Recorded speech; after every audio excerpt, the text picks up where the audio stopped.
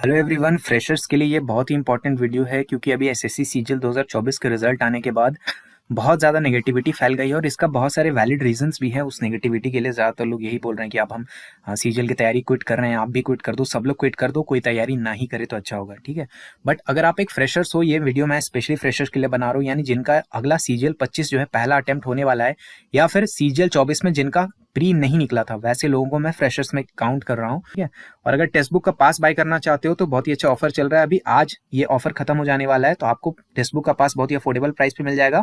Coupon code cluster का इस्तेमाल कर लेना परचेस करते वक्त, CLUSTER, तो इससे मैक्सिमम पॉसिबल डिस्काउंट हो जाएगा आपको टेक्स्ट बुक के पास पर। इसका जो लिंक है मैं पहले कमेंट में लगा दिया हूँ।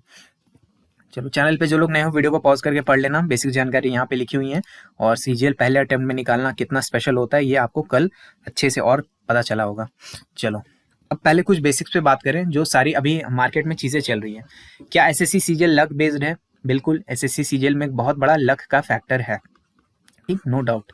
बहुत सारे बच्चे, बहुत सारे लोगों ने जिन्होंने हार्डवर्क किया था, हार्डवर्क के बावजूद लक के वजह से उनका सिलेक्शन रुक गया। बिल्कुल सही बात है, इसमें मैं कोई डिस्प्यूट नहीं कर रहा हूँ इस चीज़ में कि एसएससी सीजीएल में बहुत बड़ा इन्वॉल्वमेंट है लक का, ठीक।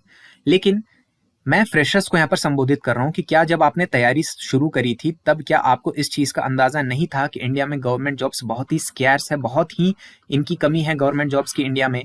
तो क्या आपको ये पहले नहीं पता था कि यहाँ पर बहुत बड़ा लक का एंगल भी होने वाला है?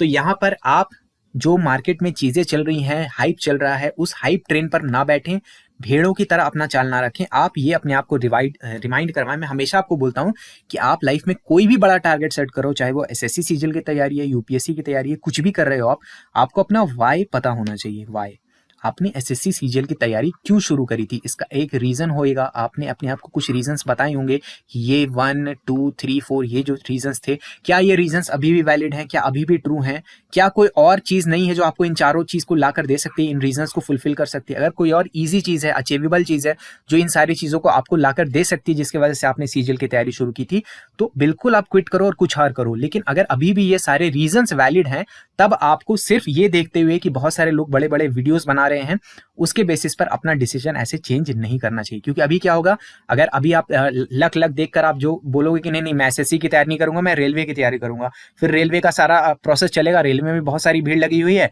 तो वहां पे भी फिर आप कुछ नहीं कर पाओगे, दोबारा से एसएससी में आओगे, फिर रेलवे में जाओगे। इस तरह से जंप जंप जंप जंप करते रहने से चीजें नहीं काम करेंगी, आपको बहुत समस्या हो जाएगी। आप मुझे ये बताओ, क्या दूसरे गवर्नमेंट एग्जाम्स लक बेस्ड नहीं है क्या? बिल्कुल है। गवर्नमेंट एग्जाम्स, अगर आप इस लाइन में आ रहे हो तो बहुत ज्यादा लक का इन्वॉल्वमेंट रहेगा ही, चाहे आप जिधर भी जाओ। आप स्टेट पीएससी की तरफ जाओ, आप रेलवे की तरफ जाओ, बैंकिंग की तरफ जाओ, स्टेट वाले जो आपके एग्जाम्स है वहां पे जाओ, स्टेट वाले एग्जाम्स में तो और ज्यादा ये चीजें चलती है। तो लक बेस्ड हर जगह पे होगा, कहीं ज्यादा कहीं कम, ठीक है। तो सिर्फ ये सोचकर आप एसएससी सीजीएल का लाइन चेंज करके कि किसी दूसरे गवर्नमेंट एग्जाम में ही ना चले जाओ, ये गलत डिसीजन होगा, ठीक है। अच्छा, ये बात भी अभी और चलती है मार्केट में कि भाई बहुत सारे रिपीटर्स आते हैं या बहुत सारे सिलेक्टेड कैंडिडेट्स हैं वो सीजीएल फिर से देते हैं। देखो, ये बुरी बात है। आइडियली एक आइडियल दुनिया में, एक यूटोपियन सोसाइटी में ऐसा नहीं होना चाहिए था, बट हम आइडियल दुनिया में नहीं रहते हैं यार, आप समझते नहीं हो। 150 करोड़ की हमारी आबादी हो चुकी है, तो ये नहीं हो पाएगा ना। अब रीजन जो भी हो, जिसका भी हो, वैलिड हो इनवैलिड हो, ये लोग बुरे हैं, भद्दे हैं और खराब हैं, ये सारी चीजें हैं, ये सारी चीजें वैलिड हैं, ठीक है। तो मैं सबको ये नकार नहीं रहा हूँ, लेकिन मैं ये बोल रहा हूँ कि क्या आपके हाथ में है कि आप रिपीटर्स को या सिलेक्टेड लोगों को दोबारा सीजीएल देने से रोक दो? आपके हाथ में नहीं है। तो इसको लेकर जो आपके कंट्रोल में है, इसके ऊपर स्ट्रेस लेने की कोई आवश्यकता नहीं है। अच्छा, बहुत सारे ऐसे फ्रेशर्स है कि सर हमको जीएसटी इंस्पेक्टर चाहिए हमारे होम स्टेट में, या इनकम टैक्स इंस्पेक्टर चाहिए, इसके अलावा कुछ भी मिलेगा तो हमें नहीं चलेगा, हमको नहीं चाहिए।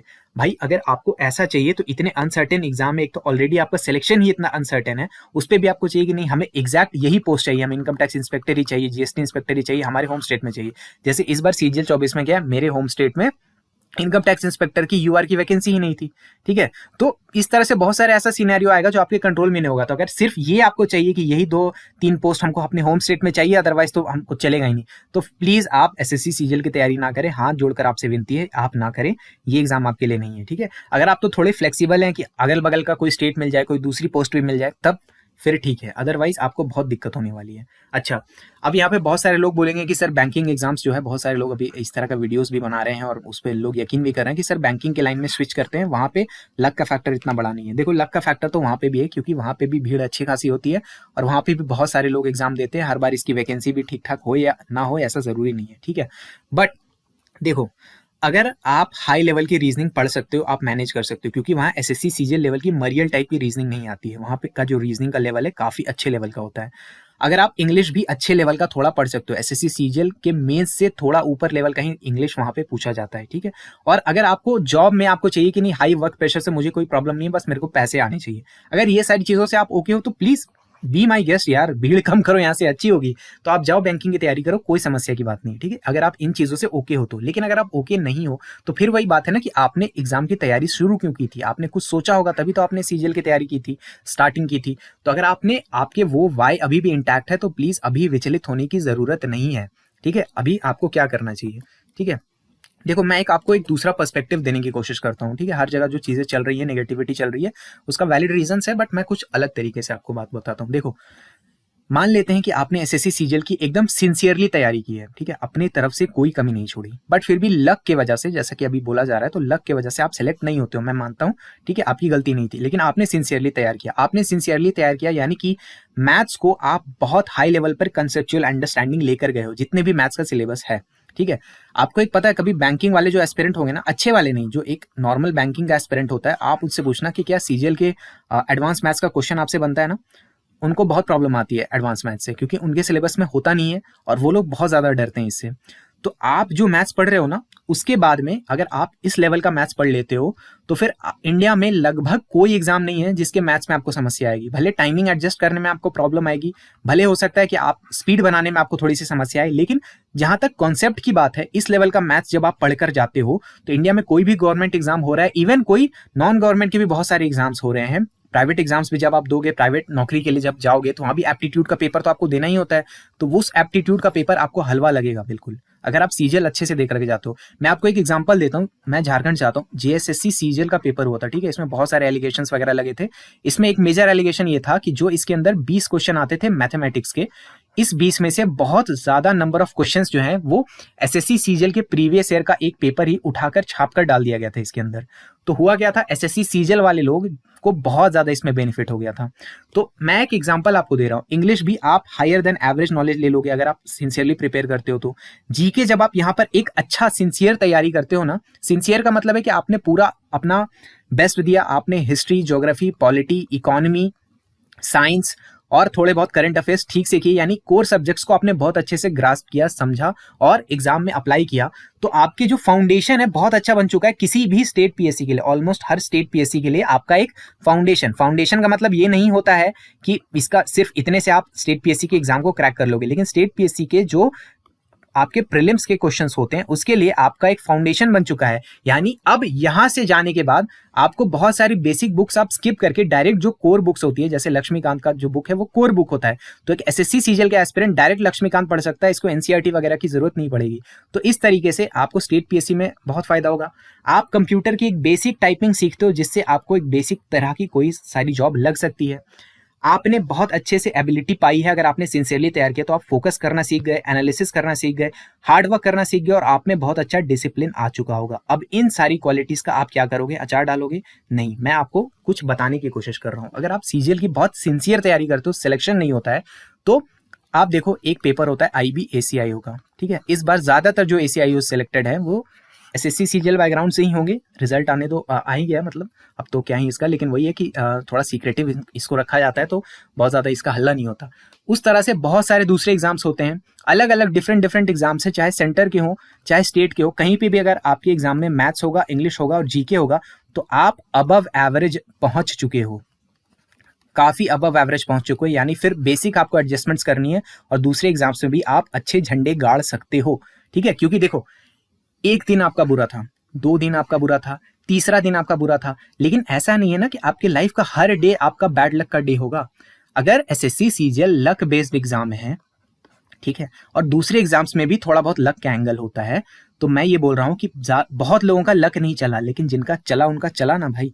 तो मैं आपसे बोलने की ये कोशिश कर रहा हूं कि अगर आप एसएससी सीजीएल की बेहतरीन तैयारी करोगे, सीजीएल नहीं भी निकलता तो किसी ना किसी एग्जाम में आपको फायदा होगा और आप उससे सिलेक्शन ले लोगे, बशर्ते ये सिंसियरली इज द कीवर्ड, आपने तैयारी बेहतरीन करी हो उसके बाद ही। अगर ये सब नहीं भी होता तो आपका इतने अच्छे लेवल का मैथ्स हो चुका है कि कम से कम वर्स्ट केस सिनेरियो, एकदम वर्स्ट केस सिनेरियो, आप स्कूल के बच्चों को ट्यूशंस तो पढ़ा सकते हो ना। इतना तो कर सकते हो, आपके लोकल में बहुत सारे ट्यूशन्स कोचिंग्स होंगे, आप उनको वहाँ पे जाकर पढ़ा सकते हो। अगर आपकी इंग्लिश बहुत अच्छी होगी तो इंग्लिश का आप ट्यूशन्स दे सकते हो। मैं ये तो बोल ही नहीं रहा हूँ कि एसएससी सीजीएल के लाइन में भी आप टीचिंग कर सकते हो, बहुत सारे अच्छे अच्छे टीचर्स हैं। आप देखो, ये सबसे बड़ा एग्जाम्पल है, ये एक सबसे बड़ा और रिसेंट एग्जाम्पल है, ये इनका जो चैनल है आप देखो। तो इस तरीके से आप टीचिंग लाइन में भी आ सकते हो, और अगर आपने अच्छी कॉन्सेप्चुअल अंडरस्टैंडिंग बनाई है, दूसरों को पढ़ाने की एबिलिटी है, तो वहां से भी कुछ चीजें निकाल सकते हो, यानी आपके पास एक बैकअप भी अच्छा हो जाएगा। आप दूसरे एग्जाम्स में भी अच्छा कर लोगे, बशर्ते आपने सिंसियरली तैयार किया है। ये मैं फ्रेशर्स को एड्रेस कर रहा हूँ। अब इसमें मैंने बोला था कि रिपीटर्स वीडियो ना देखे, फिर भी कुछ लोग देखेंगे, उनको चुल आएगी, उनकी चुल की खुजली मैं देखूंगा कमेंट्स में, वो लोग करेंगे, लेकिन मैं ये फ्रेशर्स को बता रहा हूँ। अच्छा, लेकिन इसमें एक ट्रैप होता है, 5 ईयर प्लान का ट्रैप। ठीक है, इसको कैसे अवॉइड करना है? देखो, फ्रेशर्स को मैं बता रहा हूँ जिनका पहला अटेम्प्ट होने वाला है, मेरे हिसाब से, मेरा जो पर्सनल अंडरस्टैंडिंग और जो मेरी एक्सपीरियंस है, आपको इस एसएससी सीजीएल के एग्जाम में कम से कम 2 सिंसियर अटेम्प्ट्स मिनिमम देने चाहिए। 2 सिंसियर का मतलब मैंने आपको पहले ही बता दिया है कि आपको अच्छे से तैयार करना है। आप चारों सब्जेक्ट्स को बहुत अच्छे से मास्टर करके एग्जाम में दोगे। 100% फोकस आपका सिर्फ और सिर्फ एसएससी सीजीएल में होना चाहिए, कोई रेलवे नहीं, कोई बैंकिंग नहीं, कोई स्टेट वाले एग्जाम नहीं, कुछ भी नहीं। ठीक है, 100% फोकस एसएससी सीजीएल को देकर के 2 अटेम्प्ट दो, और साथ में जितने दूसरे एसएससी के एग्जाम्स होते हैं वो भी देते रहो, यानी सीएचएसएल का आपका एग्जाम हो गया, एमटीएस का आपका पेपर होता है, उसके बाद और भी दूसरे पेपर होते हैं, सीपीओ वगैरह का पेपर होता है, जिसमें आप एलिजिबल हो, जिसमें आपके कुछ चांसेस बनते हैं, सबको देते रहना है, किसी एग्जाम को नहीं छोड़ना है, एसएससी वाले एग्जाम को, क्योंकि इसमें पैटर्न बहुत ज्यादा ओवरलैपिंग होता है, highly overlapping pattern. Even railway का जो एग्जाम है, रेलवे में भी पैटर्न हाईली ओवरलैपिंग है, तो हाईली ओवरलैपिंग जो भी पेपर है उनको देते रहो, बट फोकस आपका 100% होना चाहिए कि अगला जो एसएससी सीजीएल है उसका प्री, और प्री होने के बाद उसका मेंस, इसके ऊपर 100% फोकस करो। ऐसे 2 अटेम्प्ट आपको सिंसियरली लेने चाहिए। अगर 2 सिंसियर अटेम्प्ट लेने के बाद भी आपका एक बार भी प्री क्लियर नहीं होता, आप जिस भी कैटेगरी से आते हो, SC, ST, OBC, UR, EWS, जिस कैटेगरी से आप आते हो, आपने 2 सिंसियर अटेम्प्ट दिए, एक बार भी प्री क्लियर नहीं कर पाए, भाइयों बहनों दोस्तों, मेरे प्यारे जूनियर्स, प्लीज यहीं पर आप क्विट करेंगे। 2 अटेम्प्ट्स के बाद अगर आप प्री नहीं क्लियर, यहीं पे क्विट करें।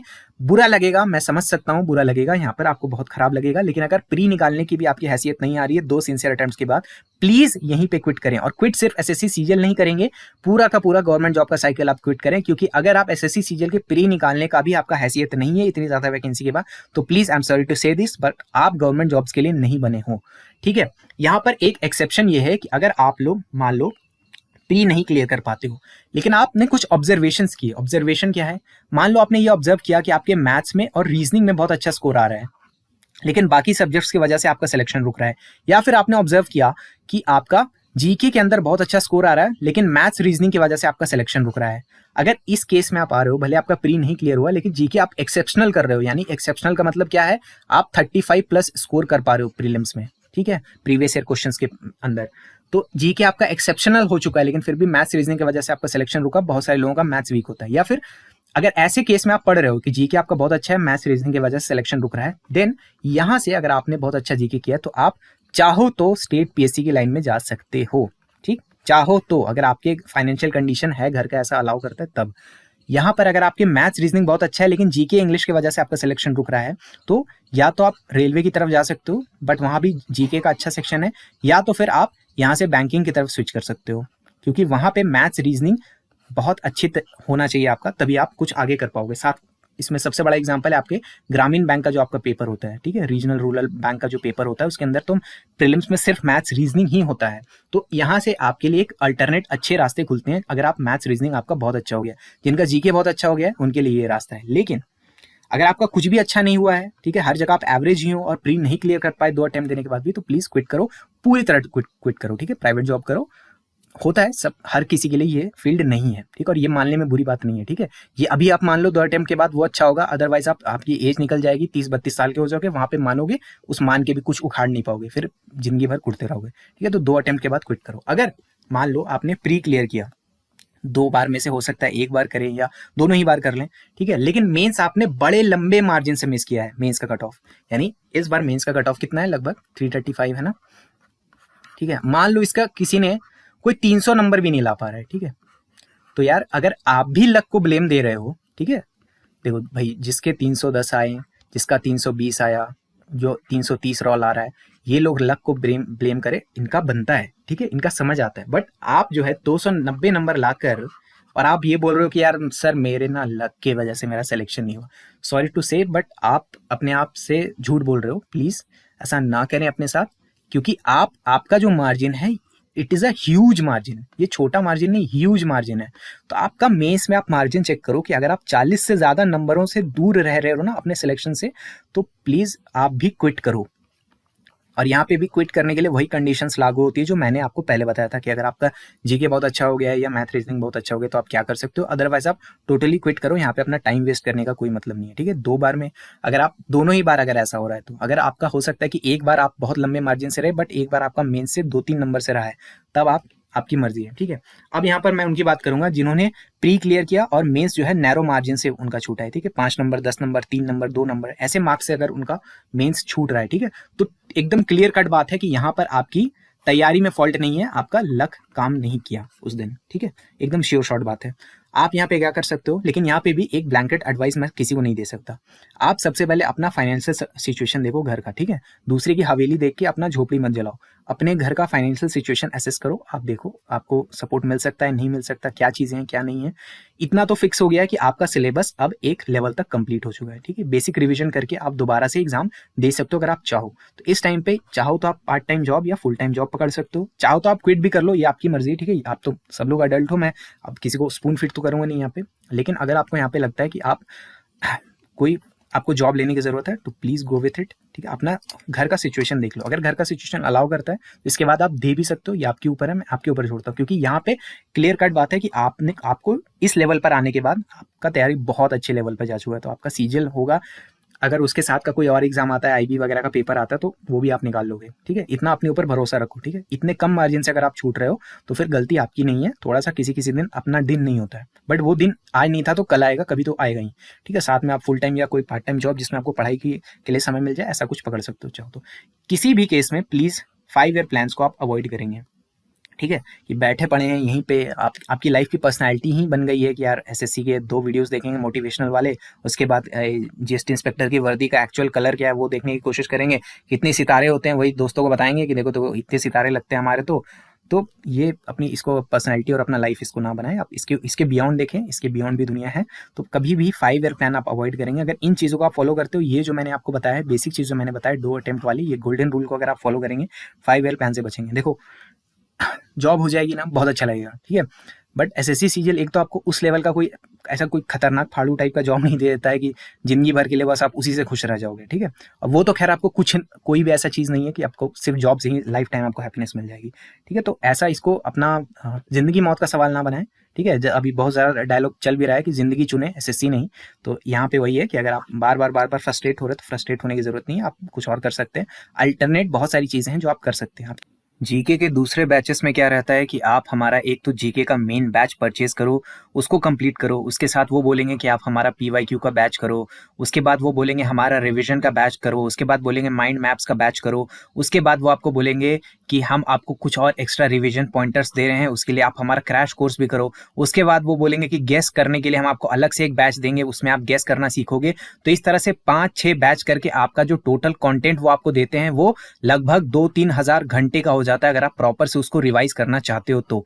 हमारे जीके जीनियस बैच में ऐसा बिल्कुल नहीं है। हम ये जानते हैं कि एसएससी सीजीएल की तैयारी के लिए आपको सिर्फ जीके नहीं पढ़ना होता है, आप इंग्लिश, रीजनिंग और मैथ्स को भी पढ़ रहे होते हो। तो हमने एक रीजनेबल अमाउंट ऑफ टाइम में यानी 100 से 120 आवर्स में आपको इस बैच को देखना है, इसको प्रैक्टिस करना है और इसके कॉन्सेप्ट्स को रिवाइज करना है। उसके साथ में अगर आप सिर्फ और सिर्फ पीवाईक्यूज की प्रैक्टिस करते हो तो आराम से आप रीजनेबल नंबर ऑफ क्वेश्चंस को अपने एग्जाम में हिट कर पाओगे, ठीक है। तो ये बैच हमने यही ध्यान में रखकर बनाया है कि आपको ये 40 तरह की चीजें नहीं करनी पड़े, आप सिर्फ एक बैच पे फोकस्ड रह सकते हो और इससे ही अपना मैक्सिमम आउटपुट आप एसएससी सीजीएल के अंदर निकाल सकते हो। इस बैच का जो प्राइस है वो बहुत ही ज्यादा अफोर्डेबल रखा गया है, लेकिन ये प्राइस भी आपको पे करने की बिल्कुल भी जरूरत नहीं है। ये प्राइस गलती से भी पे मत कर देना। कूपन कोड आप ऑफिसर का इस्तेमाल कर लेना तो आपको इसमें भी थोड़ा डिस्काउंट मिल जाएगा, ठीक। तो इसमें क्या है, रिकॉर्डेड लेक्चर्स रहेंगे तो सबसे बड़ा फायदा है कि आप 2x 3x 4x में करके इसको स्पीड में देख सकते हो। इसके आपको पीडीएफ नोट्स भी मिलेंगे, लेकिन वो इंग्लिश में होंगे और केवल ऐप के अंदर खुलेंगे। ये पूरा बैच भी इंग्लिश है, यानी इंग्लिश मीडियम का बैच है बेसिकली। जैसे अभी इंग्लिश में चीजें लिखी हुई और मैं हिंदी में बोल रहा हूँ, इसी तरीके का ये बैच है। लूसेंट से ज्यादा डीप, बेटर और अपडेटेड यहाँ पे कंटेंट रहेगा आपके लिए। इसमें कंटेंट ज्यादातर मैंने बनाया है, मैं एसएससी सीजीएल सेलेक्टेड हूँ, साथ में मेरे टीम के दूसरे मेंबर्स ने भी यहाँ पर अपना योगदान दिया है। तो आप इस जीके जीनियस बैच के जो भी डेमो वीडियोस हैं ये एग्जाम क्लस्टर ऐप में देख सकते हो। इसका लिंक मैंने पहले कमेंट में लगा दिया है, यहाँ पे आपको डेमो वगैरह मिल जाएगा। अगर डेमो देखकर आपको अच्छा लगता है तो इस बैच में आप इनरोल कर सकते हो। प्राइस बहुत ही अफोर्डेबल है और इसमें भी आपको थोड़ा डिस्काउंट मिल जाएगा। अगर इस बैच के बारे में कोई भी जानकारी लेना चाहते हो, कुछ कंफ्यूजन है, कुछ पूछना चाहते हो, तो 8987921161 इस व्हाट्सएप नंबर पे व्हाट्सएप मैसेज करके पूछ सकते हो। ये भी पिन कमेंट में आपको मिल जाएगा।